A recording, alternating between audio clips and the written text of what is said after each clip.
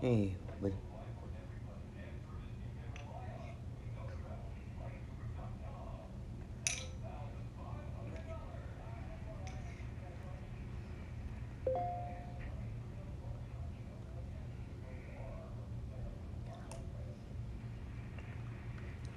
hang on. Hup, hup, hup, hup, hup, hup.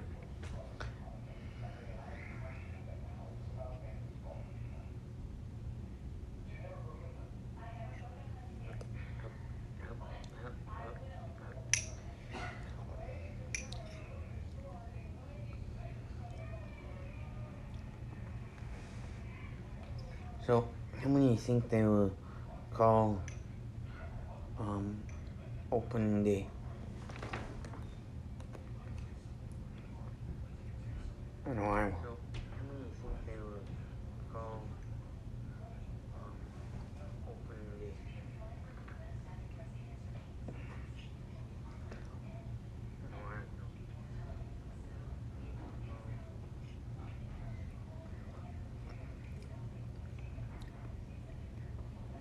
Please leave your thing, your comment in the comment section below. Please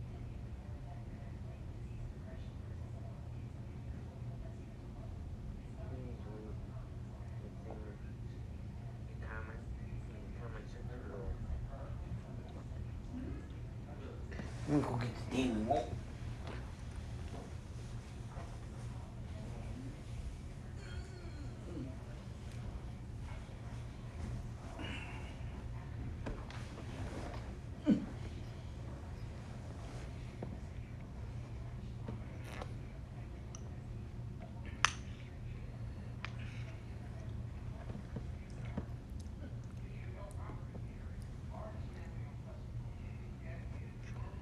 Grow lots of pretty flowers.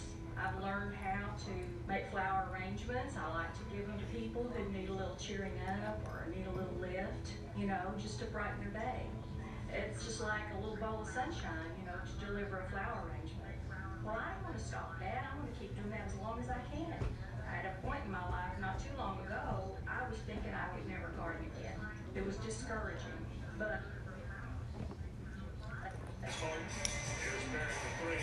That's good.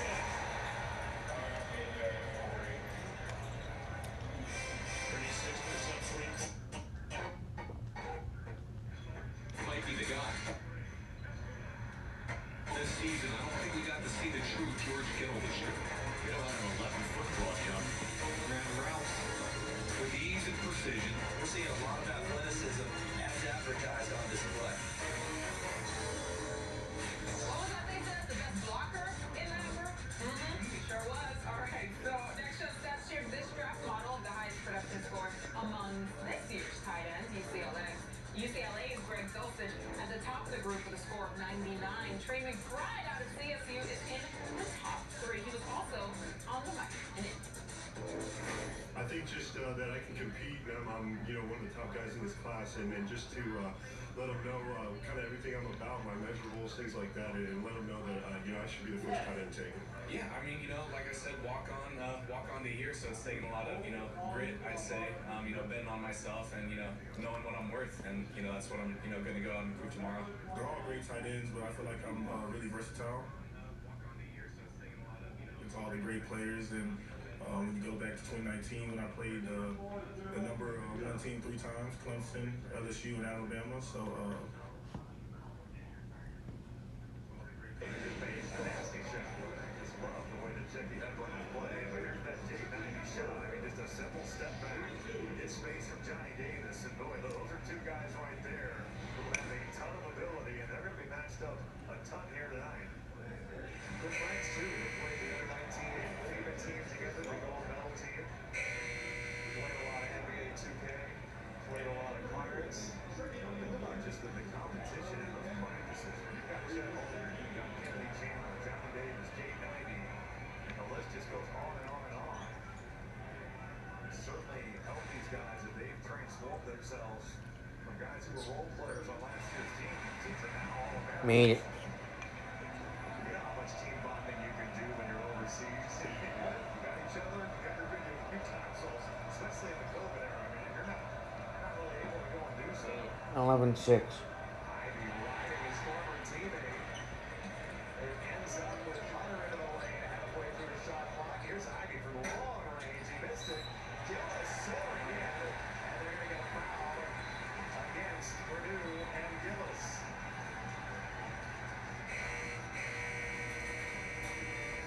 Purdue by 5 early. ESPN's exclusive presentation of college basketball is presented by Progressive Insurance. Save when you bundle auto, home, and motorcycle insurance. Visit progressive.com. Big. I'm sure that young man would take you up on that offer immediately. All right. Who's your Kelsey Kittle type tight end in this year's draft? Well, you know what? I'm sure that young man would take you up on that offer immediately. Right in. You know, it's like an oil change. So I just think it's a typical thing. Which team, the year 04 we won the World Series, every starter made their start. We didn't have an injury. Derek Lowe, Tim Wakefield, Pedro, Schilling, Bronson Arroyo. That's a big deal. So it seems like we get up here, we have all this paperwork, we sit back and say, who's going to win what? Who's going to be healthy? And that's just a flip of a coin and see what happens. But if they're healthy, they're going to score some runs, and then obviously you tune up the bullpen like every team needs and see who's throwing 102 miles an hour with cutters. Hey, we'll get you out of here on this one. The ink's not dry yet, but all signs are pointing to you being in the booth for Red Sox games for a few times this season. Yeah, and that's what we did. We're in active conversations, Flo, and I think at the end of the day, I got fired last time I was in the booth. I was a terrible booth guy.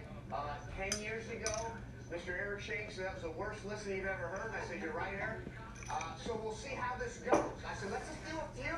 I don't know if I'm that good. I don't know if I'm that good, but it's going to be a lot of fun, you know, when all this thing comes together. So I'm excited to see. Yeah, I like how you're spacing, you're giving yourself a decade between appearances in the booth to try to see if you can get some improvement. I like that. You come right from the field. They don't teach you what a talkback button is, and they don't teach you to start stories with 2 outs. And I was the king of that. Hey, yes, anyways, pump up, and then you got Joe Buck getting out of here. I'm like, no, let me finish the story. No, we have to go to commercial. That's what's paying the bill. Oh, never mind. I'll get back to it. Yeah, those pesky commercials get in the way sometimes. Hey, Real 1-5, always great to catch up with you, man. Enjoy the rest of the offseason. Let's hope to talk to you very soon. Great seeing you. You look great, brother. Thank you, my man. Same to you. Hey, it's been 10 years since Major League Baseball announced the implementation of that one-game wildcard game. If this is the end of the one-game playoff, what's the legacy? We'll discuss that when we come back. One game.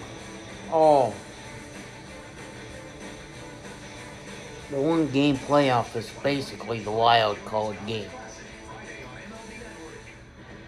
We're trying to find out about opening day. But America is just as beautiful on the 4th of January or February. No one experiences a true American winter the same way. But those with the confidence and capability in the all-new 2022 Grand Wagoneer will remember the But I'm watching a commercial. Get 0.9% financing for 60 months on the all-new Wagoneer Series 2 and Series 3. Go to Wagoneer.com to find a certified Wagoneer dealer near you. We turn off this because we don't need to hear that crap.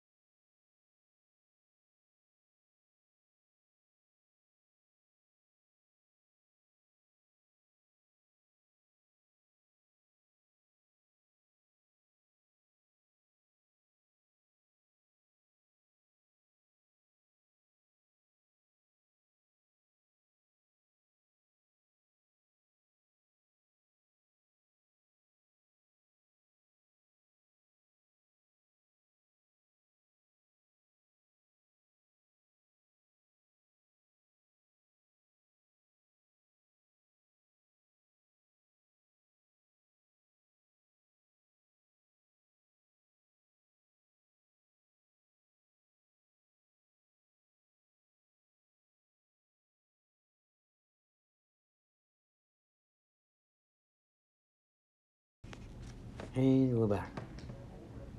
Back it up in here a little. Negotiate for a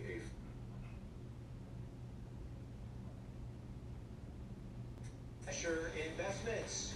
You're there, we're here, we're inside beautiful Studio 21. Bill Ripken, our insider Joel Sherman. I'm Robert Flores. Coming up this hour, Kevin Millar joining the show to share some big news and take a look back at the idiots making a trip to the White House. That sounds like it could be a movie. It's not. I assure you it happened back in 2005. But in the meantime, we have just crossed the third month of the owners locking out the players, and games have now been canceled. What's next? We're going to tackle that shortly. But first, comments from both sides yesterday. We came to Florida to navigate or to negotiate for a fair collective bargaining agreement. Despite meeting daily while here in Florida, there is still work that needs to be done. Needless to say, we remain committed to the bargaining process and getting back on the field as soon as possible. We worked hard to avoid an outcome that's bad for our fans, bad for our players, and bad for our clubs. I want to assure our fans that our failure to reach an agreement was not due to a lack of effort by either party. The players came here for 9 days. They worked hard. They tried to make a deal, and I appreciate their effort. The clubs and our owners fully understand just how important it is to our millions of fans that we get the game on the field as soon as possible. To that end, we want to bargain and we want an agreement with the Players Association as quickly as possible. All right, once again, here are the numbers that the two sides are currently trying to come together on. You see what the left side, what the previous CBA is, and then the latest proposal by the owners, which was turned down by the players before Commissioner Manfred canceled the first two series of the season. All right, Joel, I'm going to start with you. Where do we go from here? What's next? Well, as of Wednesday afternoon, there were no new meetings scheduled yet, and I think that's problematic because time is the enemy here. For the obvious reasons. More time, more canceled games. It's two series already.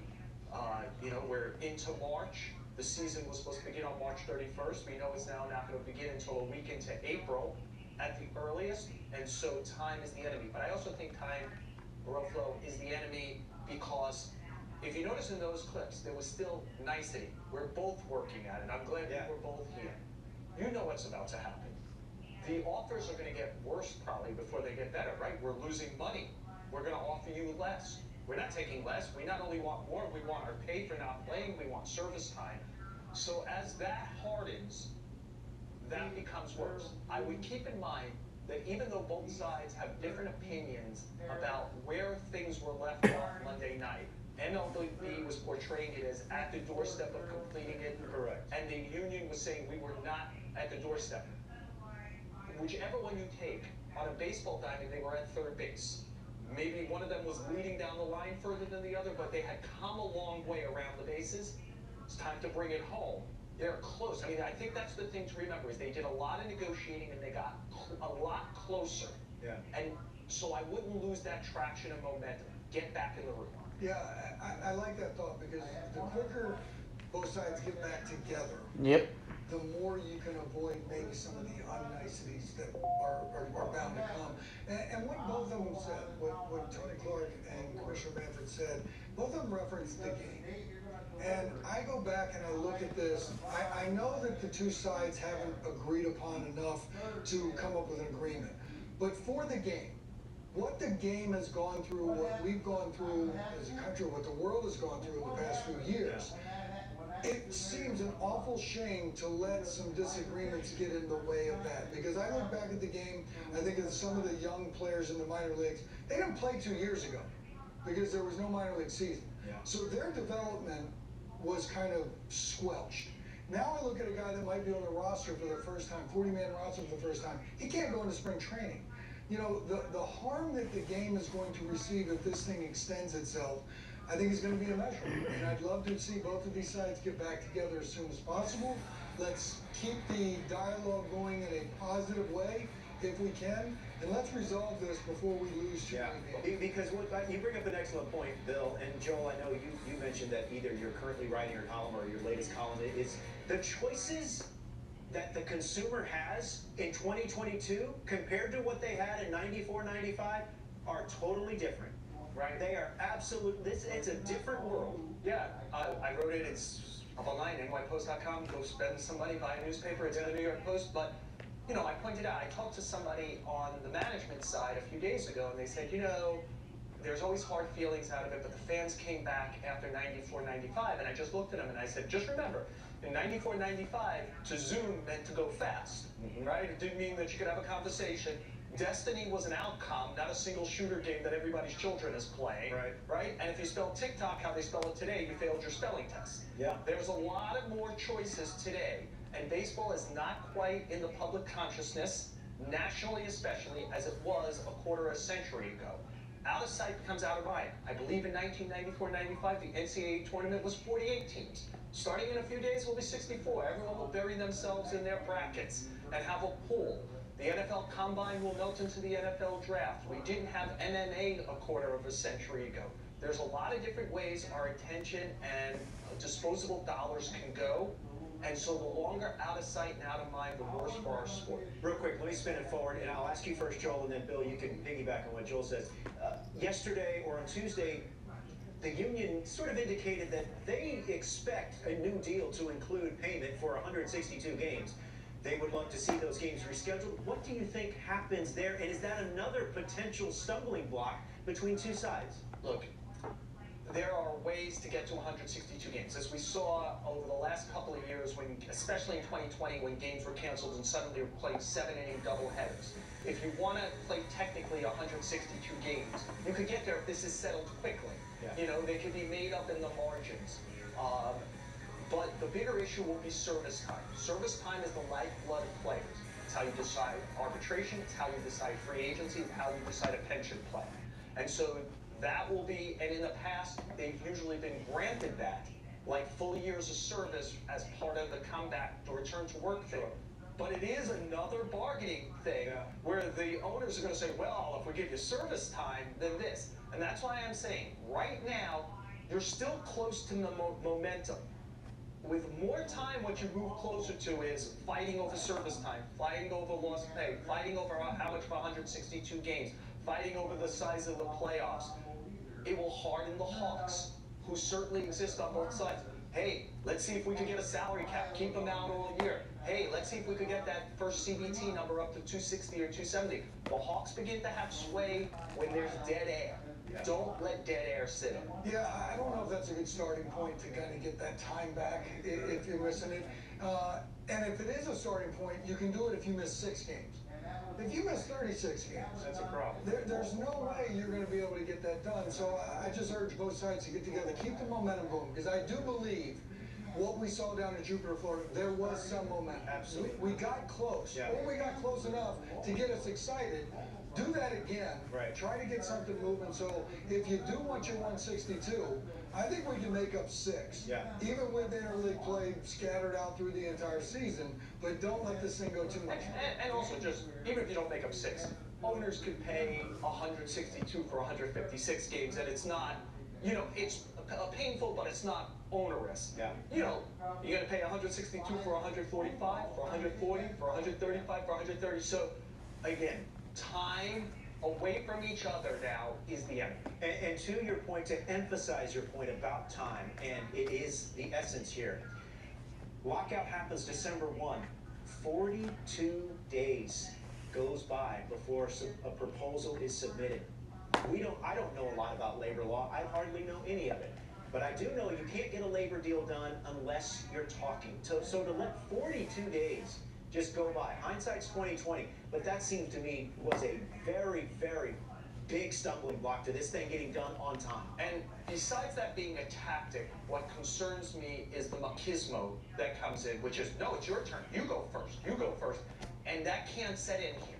Somebody's got to be the big man. Somebody's got to be the statesman. It doesn't matter who made the last offer. Somebody's got to say, let's sit down again. It's no good for anyone. Billy was talking about all the people. Think about all the people who work in subsidiary businesses, bars, restaurants. They take tickets at the ballpark, etc.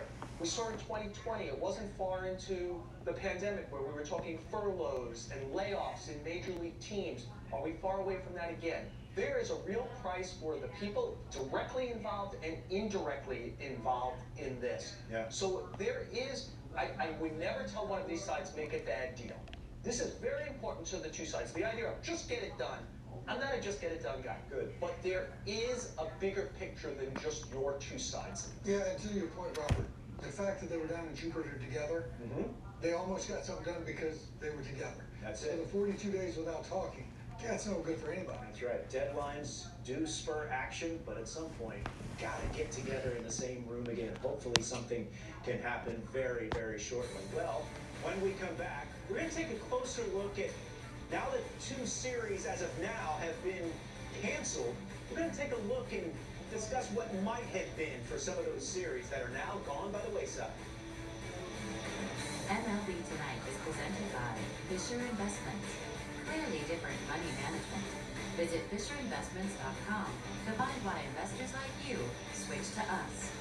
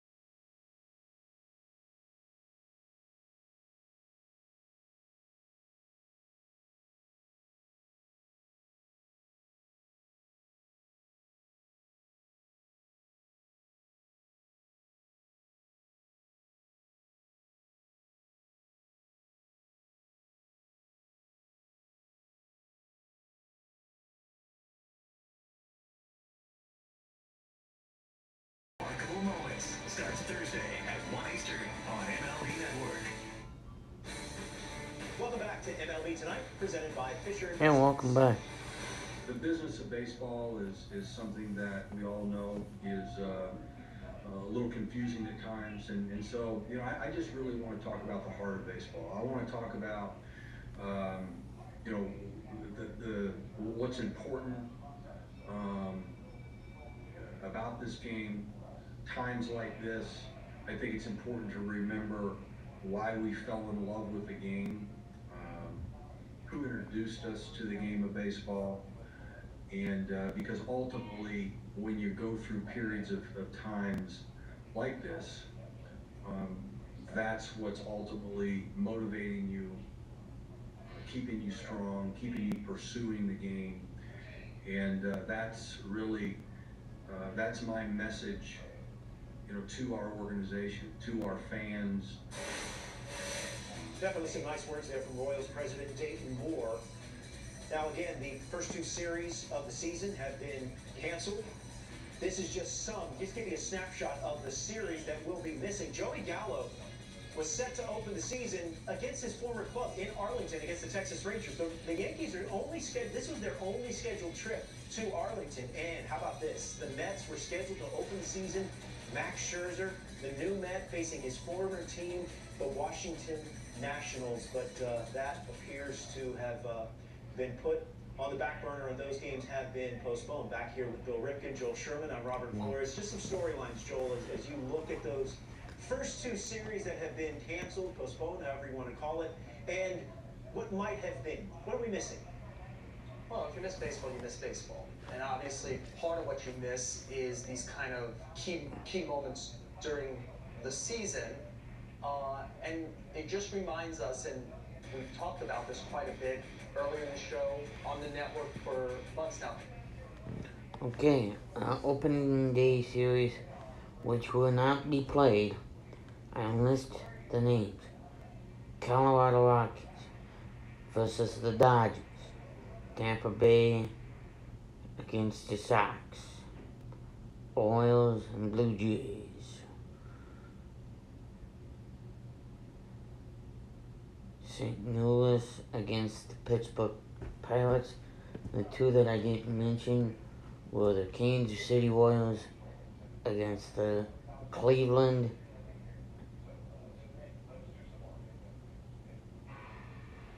Guardians.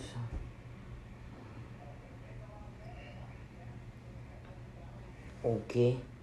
And the Arizona Diamondbacks and the Milwaukee Bulls for the 2022 MLB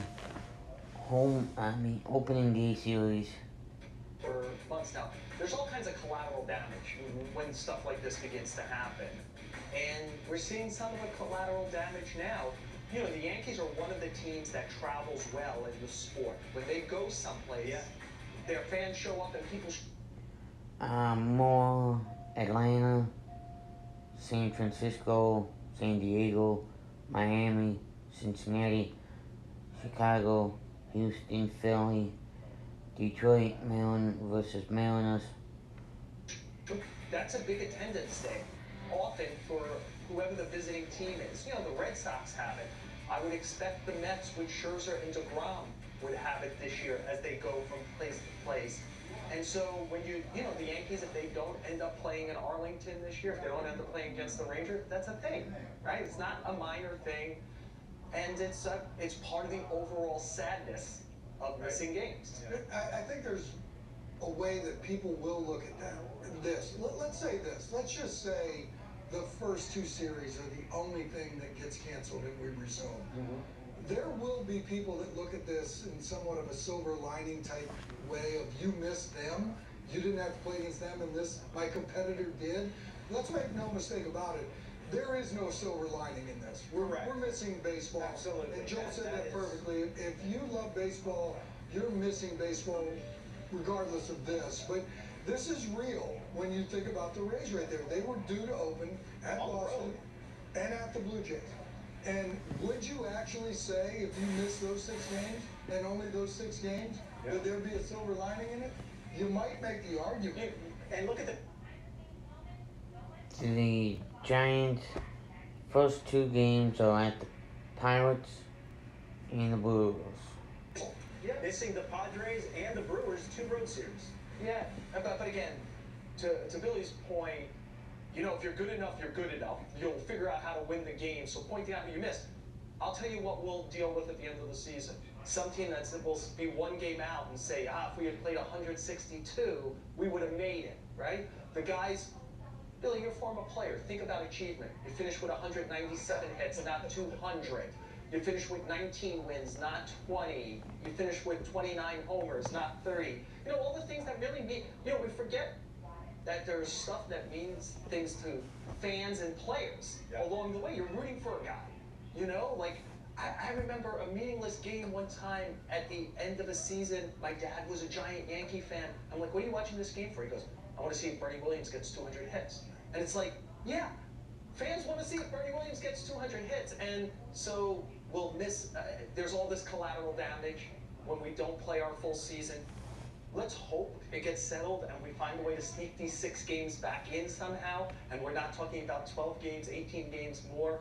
So it's all bad. I'm not going to find the silver lining for the team that misses a tough road. That misses a tough road trip. It's part of your normal schedule. Best teams rise to the top. Yeah, and to your point about the Yankees and traveling well and people showing up to either root or cheer for against them, after that trip to Arlington, the Yankees were scheduled to go to Houston to take on the Astros. Right. And we know the blood feud that exists between those two teams and those two fan bases. So, as you said, Bill, it is definitely not a silver. But it's just interesting to look at how the schedule Here's my plays out question. now. The collateral damage that When will they going to develop, just let no one knows what that is yet.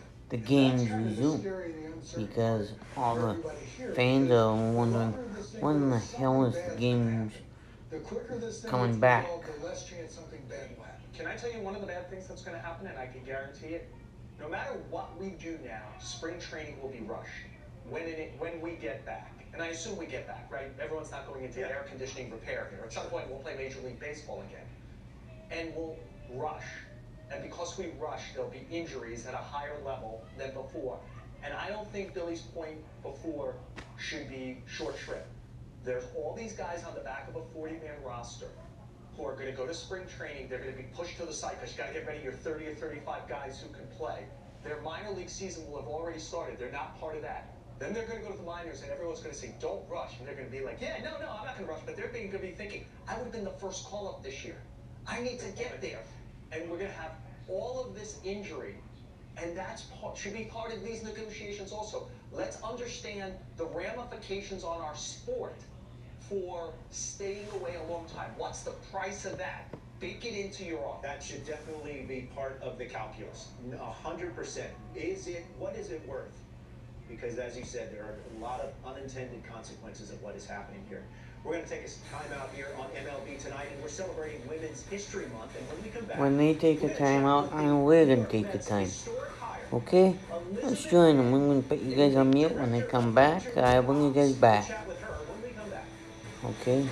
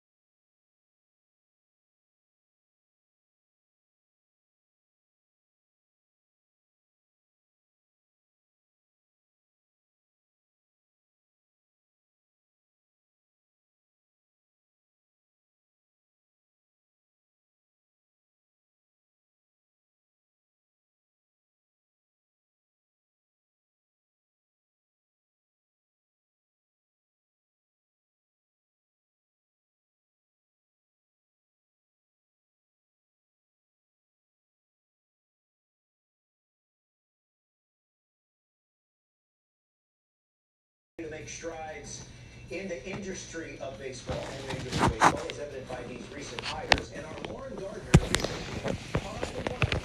Let's look at. As women continue to make their mark in the sport, the Mets made a splash earlier this week in naming Elizabeth Benz as the team's director of Major League Operations, making her the highest-ranking female in baseball operations in the club's 60-year history. Now, the Toronto native brings a tremendous amount of experience to her new job from her time working in the league offices, where she had roles in youth programs, labor relations, and baseball operations with the league. And it gives me great pleasure to welcome her in to discuss this historic hiring. Liz, hello, my friend. Thank you so much for joining us. I know you've been extremely busy with this big announcement. I want to ask you first and foremost, what was your reaction when you found out? I think I was a little bit in shock. I think that initially, I had just been planning on staying at the league office for a while, for a couple of years, because I thought we were thinking about, and it sounded extremely exciting to me, almost too good to be true. And so when Billy Eckler called me to say that I got the job, I think I was just in shock. I was quiet for a few seconds and then just thanked him so much for the opportunity, and it seemed like an easy choice to make. Yeah, I know you had posted on social media that it's difficult leaving your former job with the league offices, just given all the relationships that you built over that time. And I just touched on a lot of the roles that you had there. How do you think everything you did in your time with the league offices, how did that prepare you for this role? I think one big thing would just be managing a bunch of different things at once. So my job was unique in that I was based out of baseball operations, really on the Major League Operations side, but I also worked very closely with the baseball development department on girls baseball development, as well as other parts of baseball operations and diversity on women's professional development. So wore a lot of hats and juggled several things. But then specifically on the baseball operations side, for the last year or so, I've been working on transactions, Major League Operations, the rules, regulations, and those are all crucial to the job that I'll be doing now. So I was lucky to have several staff members really train me very thoroughly. And somebody just got hired for the New York Mets. First female in New York history. Yeah. So that was on expanding girls baseball development programs to close that gap where girls are having more opportunities to play baseball and continue into high school where hundreds and hundreds of them are playing, and also college where there are now 8 girls playing men's college baseball. Oh, that's so inspiring to hear, and to see all the pictures that you post on your Instagram and your interaction with all of these young women at the grassroots level, growing the game, but you're also doing that at a higher level, and all the women we're seeing coaching at the professional level. I want to talk about the Take the Field program. How happy are you that it's actually borne some fruit now in 12 female coaches currently in professional baseball? It's really exciting to see. When we started the program in 2018, we thought, hey, if one woman gets hired in this program, then we can win. We now have women hired into on-field and front office roles, and all come to this happy place. Welcome.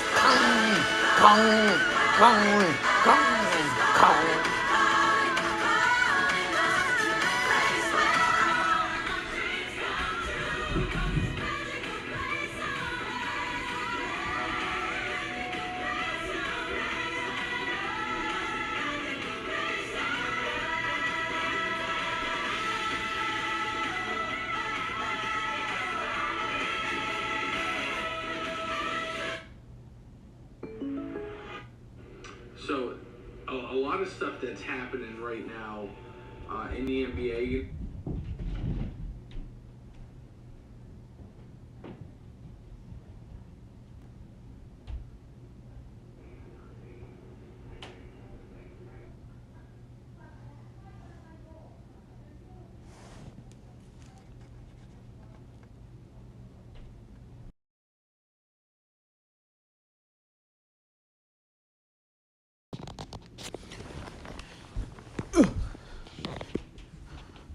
I'm gonna go put you guys on the charger and then take a quick shower, and then we'll be right back to resume operations. Okay? So just bear with me, folks. Okay? By the way, if you're new to this channel, welcome. If you're not new, if you're one of my moderators, hopefully put in the comment section about liking and subscribing. And the other thing is, come join our Facebook page of the Shady Lane Homes LLC Clubhouse and our Discord page. Yeah, and I'm only 48 minutes into this live stream. Not bad. But let's... Folks, we need to get that back up into the green. That ain't good for me. That ain't good for the channel. Give them 10 minutes of your time. Give them an hour. Come join us. Even if you're just here for 20 minutes.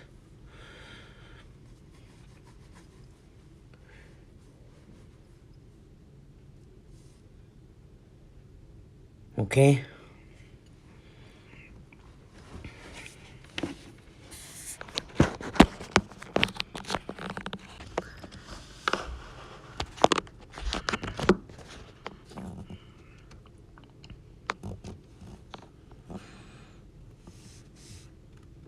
Hang on, folks. Boom, boom, boom. Boom, boom, boom. Boom, boom, boom. Boom, boom, boom. Ba-dum, boom, boom. Ba-dum, boom, boom.